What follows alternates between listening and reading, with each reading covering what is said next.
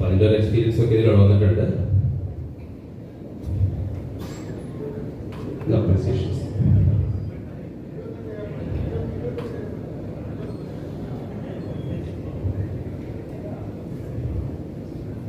Awards വന്നാണ്, പേഴ്സണലായിട്ട് വന്ന അവാർഡ്സുകളാണ്. ഇതിന്റെ പേരിൽ നമ്മൾ ഇത്തരം കാര്യങ്ങൾ വാട്ടർ മാനേജ്മെന്റും വേസ്റ്റ് ആൻഡ് ഡെവലപ്മെന്റും അങ്ങനെ കാര്യങ്ങളൊക്കെ വന്നിട്ടുള്ള അപ്രിസിയേഷൻസ് ആണ്. ഇത് നമ്മൾ പറയാൻ പോകുന്നത് വെച്ച് കഴിഞ്ഞാൽ ഇപ്പൊ നമ്മൾ പറയുന്ന കോൺസെപ്റ്റ് ഹൈ ഡെൻസിറ്റി ആണ്, മൾട്ടി ടയർ ആണ്, അഗ്രോ ഫോറസ്ട്രി ആണ്. അപ്പൊ നമ്മൾ ഏറ്റവും കൂടുതൽ ഫോക്കസ് ചെയ്യുന്നത് ഫുഡാണ് ഏറ്റവും കൂടുതൽ ഫോക്കസ് ചെയ്യുന്നത്.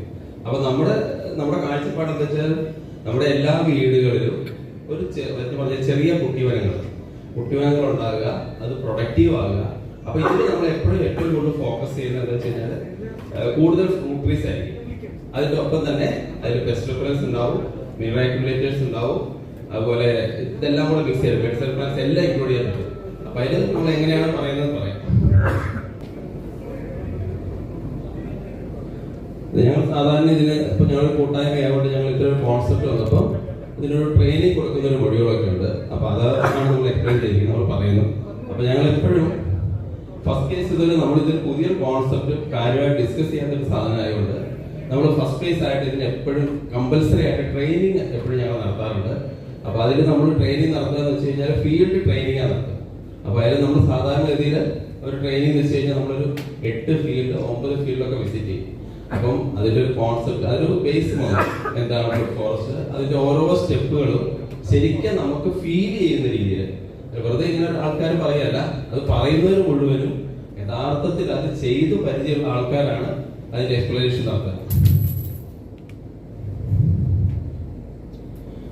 ക്യാമ്പ് കഴിഞ്ഞാൽ പിന്നെ ഞങ്ങൾ പറയുന്ന ടോപ്പിക് റിസോഴ്സ് മാപ്പിംഗ് ആണ്. റിസോഴ്സ് മാപ്പിംഗ് എന്ന് പറഞ്ഞാൽ ഉദ്ദേശിക്കുന്നത് വെച്ച് കഴിഞ്ഞാൽ നമുക്ക് അവിടെ അവൈലബിൾ ആയ റിസോഴ്സസിനെ പറ്റിയിട്ട് ഡീറ്റെയിൽ ആയിട്ടുള്ള ഒരു പഠനം. എന്നുവെച്ചാൽ അവിടുത്തെ സോയിലിന്റെ അവസ്ഥ, അവിടുത്തെ വെള്ളത്തിന്റെ അവസ്ഥ, അവിടെ ഉണ്ടാകുന്ന ലോക്കലി അവൈലബിൾ ആയിട്ടുള്ള ലോക്കൽ വെറൈറ്റീസ്, ഇൻഡിജിനസ് സ്പീഷീസ് എന്തൊക്കെയാണ്.